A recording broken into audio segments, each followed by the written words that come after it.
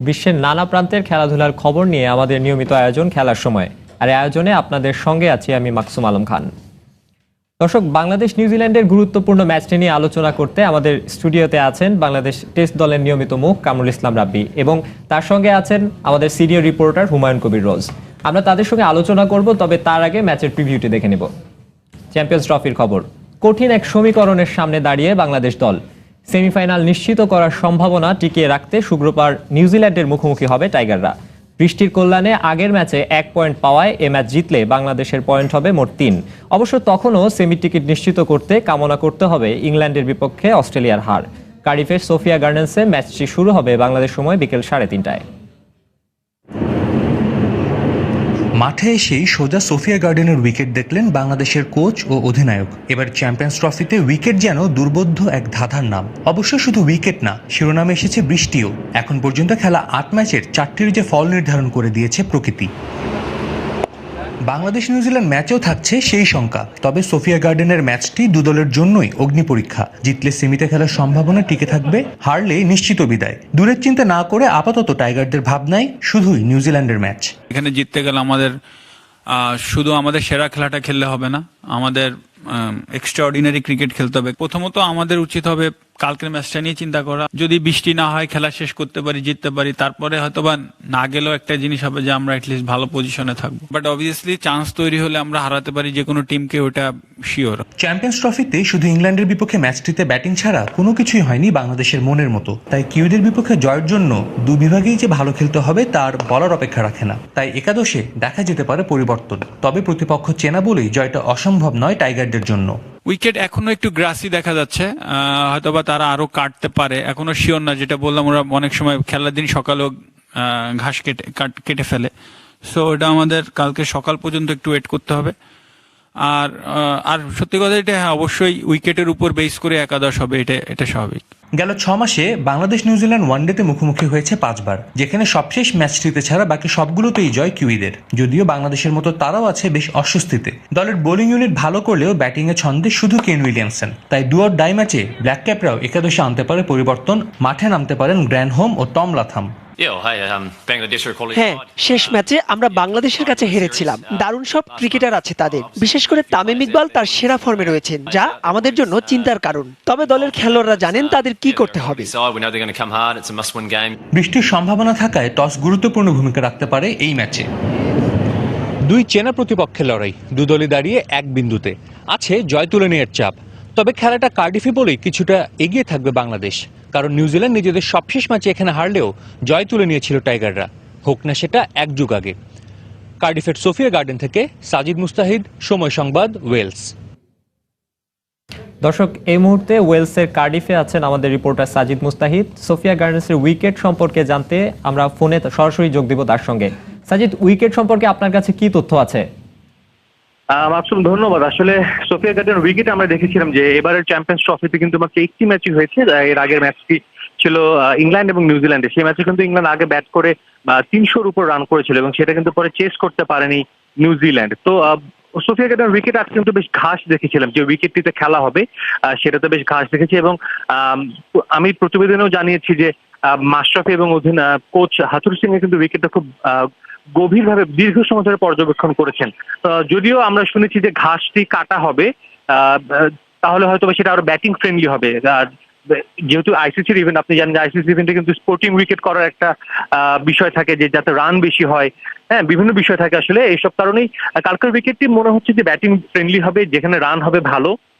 এবং সোফিয়া গার্ডেনের উইকেটে কিন্তু সবসময় রান হয়ে এসেছে। আমরা দেখি যে হাই স্কোরিং একটা উইকেট, যেমন আমাদের মিরপুর স্টেডিয়ামের উইকেটে কিন্তু অনেক সময় দেখা যায় 180-90 বা এরকম রান হয়, কিন্তু সোফিয়া গার্ডেনের উইকেট অনেক ভালো রান হয়। সো অবশ্যই এটা বোলারদের জন্য কিন্তু একটা বাড়তি কাজ থাকে এবং সেজন্যই কিন্তু কালকের একাদশে একটা পরিবর্তন আসতে পারে বাংলাদেশ একাদশে।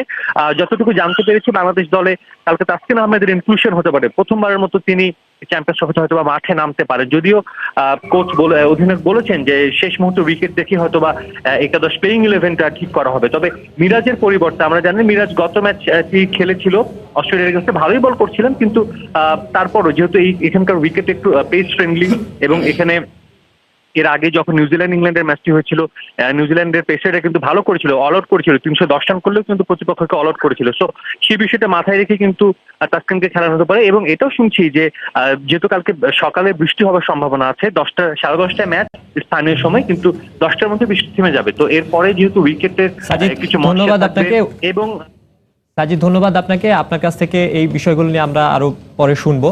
দর্শক, ওয়েলসের কার্ডিফ থেকে সবশেষ খবর জানাচ্ছিলেন, উইকেট সম্পর্কে জানাচ্ছিলেন সাজিদ মুস্তাহিদ। এর আগে আমরা জানিয়েছিলাম আমাদের সঙ্গে আলোচনার জন্য স্টুডিওতে আছেন কামরুল ইসলাম রাব্বি, তার সঙ্গে আমরা আলোচনায় ফিরছি। রাব্বি ভাই, আপনাকে স্বাগত আমাদের স্টুডিওতে। প্রথমে জানতে চাইবো, কালকের ম্যাচটি বাংলাদেশের জন্য চ্যাম্পিয়ন্স ট্রফিতে কতটা গুরুত্বপূর্ণ? এটা তো অবশ্যই, কালকে ম্যাচটা অনেক ইম্পর্টেন্ট একটা ম্যাচ, কারণ এই ম্যাচটার উপর নির্ভর করছে আমরা আসলে কোন অবস্থায় যাব। যদি আমরা জিততে পারি সেক্ষেত্রে আবার একটু ক্যালকুলেশনের ব্যাপার আছে যে অস্ট্রেলিয়া এবং অস্ট্রেলিয়া এবং ইংল্যান্ডের ম্যাচ, তো সেক্ষেত্রে অবশ্যই আমাদের আকাঙ্ক্ষা থাকবে যেন ম্যাচটা জিততে পারি। এটাই প্রথম টার্গেট থাকা উচিত, আমরা যেন ম্যাচটা জিততে পারি কালকের। সাজিদ মুস্তাহিদ যেমন জানাচ্ছিলেন ওখান থেকে যে উইকেটের কথা, উইকেটে কিন্তু গ্রাসি হওয়ার একটা সম্ভাবনা আছে, সেক্ষেত্রে পেসারদের একটা বাড়তি দায়িত্ব থাকে কিনা? আপনিও একজন পেসার।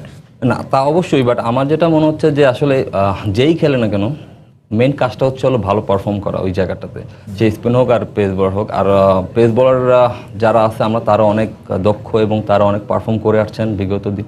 তো আমার মনে হচ্ছে যে অবশ্যই যারা খেলবে তারা অবশ্যই তাদের বেস্ট পারফর্মটা করবে এবং বেস্ট দিনটাই আমাদের পার করতে হবে কালকের, কারণ বেস্ট দিনটা পার করতে পারলে আমরা ম্যাচটা জিততে পারবো এবং ম্যাচ জিতলে আমাদের আশা থাকবে টিকে থাকা ওখানে। কঠিন একটা সমীকরণের সামনে দাঁড়িয়ে বাংলাদেশ, আমরা এই বিষয় নিয়ে আরো কথা বলবো। তবে তার আগে আমাদের সঙ্গে স্টুডিওতে আছেন হুমায়ুন কবির রোজ, আমাদের সহকর্মী, এবং তার কাছে আমরা একাদশটা কেমন হতে পারে সেই সম্বন্ধে একটু জানতে চাইবো। রোজ, আপনি একটু আমাদেরকে জানাবেন যে কালকের ম্যাচটিতে নিউজিল্যান্ডের বিপক্ষে বাংলাদেশের সম্ভাব্য একাদশটি কেমন হতে পারে?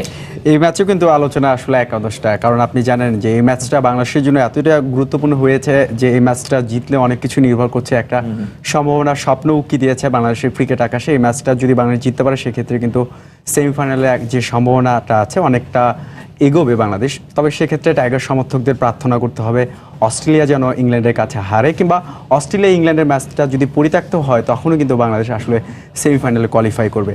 তো একাদশের বিষয়ে যেটা আমাদের কাছে তথ্য আছে, একটু আগেও আমাদের সহকর্মী সাজিদ মুস্তাহিদ যেটা জানিয়েছেন, আসলে একাদশের পরিবর্তন আমরা যদি দেখি, আসলে একাদশে আসলে কালকে সোফিয়া গার্ডেনের যে উইকেটটা, ঘন্টা তিনেক আগে কিন্তু মুষলধারে বৃষ্টি হয়েছে কার্ডিফে এবং কিছুটা ঘাসি উইকেট, যে কারণে একজন বাড়তি পেসার বিশেষ করে স্পিড স্টার তাসকিনকে এই ম্যাচে দেখা যেতে পারে। আমরা যতটুকু জানতে পেরেছি এই ম্যাচে কিন্তু তাসকিনকে নেওয়া হবে। সেক্ষেত্রে আসলে আপনি জানেন যে মাহমুদুল্লাহকে আমরা যে জায়গায় দেখছি, ইমরুল কিন্তু এখানে ব্যাটিং করেছেন। ইমরুলের জায়গায় আসলে তাসকিনে আসার বেশ জোরালো একটা সম্ভাবনা আছে। যদিও আসলে আইসিসি যেহেতু ইভেন্ট, এখানে উইকেট যদি শেষ পর্যন্ত নেড়ে উইকেট হয় তখন কিন্তু টিম ম্যানেজমেন্ট সিদ্ধান্ত থেকে সরে এসে তিন পেসারকে খেলাতে পারেন। যদি তাসকিনকে শেষ পর্যন্ত নেওয়া হয় সম্ভাবনা খুব বেশি, কারণ বৃষ্টি আছে, আবার কালকে মেঘ থাকবে আকাশে, সেক্ষেত্রে তাসকিনের সম্ভাবনা বেশ ভালো থাকবে। সেক্ষেত্রে আসলে ইমরুলের জায়গায় তাসকিন খেলবেন, 4 জন পেসার থাকবে এবং মিরাজের সম্ভাবনা একটু বাড়তি থাকবে এই ম্যাচে খেলার, কারণ আপনি জানেন মিরাজ যেমন wicket taker bowler, breakthrough এনে দিতে পারেন এবং একাই ম্যাচের মোড় ঘুরে দিতে পারেন। পাশাপাশি কিন্তু শেষ মুহূর্তে আসলে 20, 25 বা 30 রান খুব গুরুত্বপূর্ণ ভূমিকা রাখে। তো ইমরুলের জায়গায় আসলে মূলত মাহমুদুল্লাহ এখানে আনা হতে পারে, কারণ সাব্বিরের ব্যাপারটা যেটা জানেন অনডাউনে ব্যাট করে, কিন্তু সাব্বিরকে আসলে শেষের দিকে ফিনিশিং ভাগে খেলানো হবে। রাব্বি যদি মূল্যায়ন করেন সাব্বিরকে কেন ফিনিশিং ভাগে খেলানো হবে, যদি আপনার মূল্যায়নটা জানতে চাই। আমার যেটা মনে হচ্ছে যে সাব্বির খুব ভালো স্লোক করতে পারে আর ওর হাতে অনেক মায়ের আছে, তো সেক্ষেত্রে সাব্বির শেষের দিকে কম ওভার যদি পায় তাহলে সেক্ষেত্রে রান ও বেশি করার একটা প্রবণতা থাকে সবসময়। ও তাছাড়াও T20 স্পেশালিস্ট, তো সেক্ষেত্রে সাব্বির যদি শেষের দিকে ব্যাটিং করে সেক্ষেত্রে যদি 10 ওভার বা 12 ওভারের মতো থাকে সেক্ষেত্রে ওটা খুব ভালো স্কোর করতে পারবে ওই সময়টা, জাস্ট পাওয়ার প্লেটা খুব ভালোভাবে ইউজ করতে পারবে শেষের দিকে, স্লগ ওভারগুলোতে রান তুলে নিতে পারবে। আরেকটা বিষয়, 4 পেসার যদি শেষ পর্যন্ত একাদশে থাকে সেক্ষেত্রে আসলে রুবেল কিন্তু ডেথ ওভারে খুব ভালো বল করে, যদিও মাশরাফি বা তাসকিন ডেথ ওভারে অতটা নিজেকে পরিপক্কভাবে তুলে ধরতে পারেনি এতদিনেও, রুবেল আছে। এবং 4 পেসার একাদশে রাখাটা, এই মানে সোফিয়া গার্ডেনে বৃষ্টি হয়েছে, আবার ঘাস থাকবে, সব কিছু মিলে কালকে মেঘাচ্ছন্ন আবহাওয়া থাকবে, কেমন মনে করছেন আপনি 4 পেসার? আমার যেটা মনে হচ্ছে যে 4 পেসার খারাপ হবে না, কারণ হচ্ছে নিউজিল্যান্ডের ব্যাটিং মানে অতটা ভালো পজিশনে এখন আসেনি, ওরা ভালো করতেছে না লাস্টটা যে কটা ম্যাচ দেখলাম। তো সেক্ষেত্রে 4 জন পেসার যদি ভালোভাবে বল করতে পারে জাস্ট প্ল্যান অনুযায়ী, আমার মনে হয় খুব ভালো একটা রেজাল্ট আসবে দিন শেষে। আর Wicket মিরাজ, বিবেচনায় নিয়ে। হ্যাঁ, আর মিরাজ খুব ভালো বোলিং করছে। আর তাছাড়া আপনি যেটা বললেন যে উইকেট নিতে পারে, আসলে এটা সত্য যে ও ব্রেক থ্রু দিতে পারে, সেক্ষেত্রে মিরাজও ঠিক আছে। আমার মনে হয় যে টিমটা যদি এভাবে হয় তাহলে খারাপ হবে না। যদি মানে বৃষ্টি এবং উইকেট যদি একটু গ্রাসি থাকে, আমার মনে হচ্ছে এই টিমটা বেস্ট। তবে আরেকটা বিষয় যে না বললে নয়, সৌম্য এবং তামিমের যে ওপেনিংয়ের যে রসায়নটা, এটা কিন্তু দারুণ জমে উঠেছে। ভালো একটা শুরু হচ্ছে আসলে। মুশফিক ছাড়া যারা আছেন মিডল অর্ডারে বা লোয়ার মিডল অর্ডারে যারা আছেন, পরে কিন্তু ক্লাবস করে যাচ্ছেন। বিশেষ করে আসলে সাকিব আল হাসানের কথা না বললে নয়, আসলে অনেকেই আসলে সাকিবকে নিয়ে চিন্তিত। কিন্তু যারা ক্রিকেট খেলেন, আপনি টিমের সতীর্থ, মানে সাকিব সম্পর্কে যদি বড় ম্যাচের ক্ষেত্রে বলেন, সাকিবকে এই ম্যাচে কিভাবে মূল্যায়ন করবেন? না, সাকিব ভাই আসলে দেখবেন আমাদের যত সাফল্য বাংলাদেশ ক্রিকেটের, সাকিব ভাইয়ের সব জায়গায় মানে কিছু না কিছু আপনার রিপ্লেস থাকে, মানে কিছু না কিছু দেয়া থাকে ওই সময়। তো আমার যেটা মনে হচ্ছে যে সাকিব ভাই আসলে যখনই ভালো খেলবে বাংলাদেশ টিম ওই সময় একটা বড় রেজাল্ট করে। তো সাকিব ভাই প্লেয়ারদের যে জিনিসটা হয় যে সবসময় একরকমের পারফর্ম করে না, মাঝে মাঝে তাদের পারফর্ম একটু খারাপ হতে পারে। বাট সাকিব ভাইকে নিয়ে আসলে কথা বলার কিছু নাই, সে ওয়ার্ল্ডের 1 নম্বর অলরাউন্ডার এবং বাংলাদেশ ক্রিকেটের এখানে আসার পিছনে সাকিব ভাইয়ের অবদান অনেক। তো সেক্ষেত্রে আমার যেটা মনে হয় সাকিব ভাই হয়তো 2-1টা ম্যাচ একটু খারাপ যাচ্ছে, বাট খুব তাড়াতাড়ি সে কামব্যাক করে আসবে এবং খুব ভালো পারফর্ম করবে আশা করি। রাব্বি ভাই, আমরা শুনছিলাম বাংলাদেশের স্কোয়াডটার কথা, এরপরে আমরা একটু জানতে চাইবো রোজ আমাদেরকে একটু নিউজিল্যান্ডের সম্ভাব্য স্কোয়াডটা যদি জানান। নিউজিল্যান্ডে এই ম্যাচটাকে কিন্তু ঘিরে বেশ সতর্ক। আপনি জানেন নিউজিল্যান্ডের সাথে আমরা ডিসেম্বর জানুয়ারিতে বাংলাদেশ বায়োলেটরের একটা সিরিজ খেলেছে, পাশাপাশি কিন্তু ত্রিদেশীয় সিরিজেও আসলে নিউজিল্যান্ড প্রথম বাংলাদেশের কাছে বিদেশি মাটিতে হেরেছে। এখানে নিউজিল্যান্ড একাদশে দুটি পরিবর্তনের বেশ আভাস পাওয়া গেছে। বিশেষ করে আসলে ওপেনিংয়ে যে লুক রঞ্চি ব্যাট করেন, তিনি কিন্তু ভালোই প্রস্তুতি ম্যাচে ভালো ব্যাট করেছেন এবং দুটি ম্যাচে ভালো ব্যাট করেছেন, কিন্তু শেষ ম্যাচে কিন্তু অস্ট্রেলিয়ার বিপক্ষে নিজেকে মিলে দিতে পারেনি। সেক্ষেত্রে আসলে টম লাথামকে আসলে মার্টিন গাপটিলের সাথে দেখা যাবে। আপনি জানেন টম লাথাম, রাব্বি, বাংলাদেশের বিপক্ষে ওয়েলিংটন টেস্টের কথা মনে আছে নিশ্চয়ই, 150 রানের একটা ইনিংস খেলে কিন্তু পুরো ম্যাচ ঘুরে ফেলেছিলেন। ক্রাইস্টচার্চে ওয়ানডেতেও কিন্তু ভালো ফর্মে ছিলেন এবং ত্রিদেশীয় সিরিজেও কিন্তু একটি সেঞ্চুরি করেছেন। কিন্তু লুক রঞ্চিকে নেওয়া হচ্ছিল এই জন্য তিনি ভালো ফর্মে আছেন। তো টম লাথামের ব্যাপারটা এই জন্যই তাকে জায়গা দেওয়া হতে পারে, কারণ বাংলাদেশের বিপক্ষে তার পারফরমেন্স ভালো। আরেকটি পরিবর্তন আসতে পারে তাদের দলে, সেটা হচ্ছে আপনি জানেন মিলনে এখানে আসলে গ্র্যান্ড হোমকে না হতে পারে, কারণ তিনি যেমন বল করতে পারেন, ব্যাট করতে পারেন, সব কিছু মিলে আসলে নিউজিল্যান্ড দলের এই ছিল আসলে পরিবর্তনের খবর। তো রাব্বি, এই ছিল আমার কাছে, তো মাকসুম এই ছিল আসলে দল নিয়ে আমার কাছে সর্বশেষ খবর। অনেক ধন্যবাদ আপনাকে। পুরো একাদশ, দুটো দলেরই আমরা একাদশ দেখলাম এবং একাদশ নিয়ে আপনি আলোচনা করলেন। ধন্যবাদ। দর্শক, রাব্বি ভাই, এতক্ষণ আমরা দুই দলেরই একাদশ নিয়ে দেখলাম, এখন সেই বিষয়গুলো নিয়ে আরো আলোচনা করবো, তবে একটা বিরতি থেকে আসি। অনুগ্রহপূর্বক সংবাদটি শেয়ার করুন এবং দেশ বিদেশের সর্বশেষ খবর জানতে স্পোর্টস লাইট সাবস্ক্রাইব করে রাখুন। ধন্যবাদ।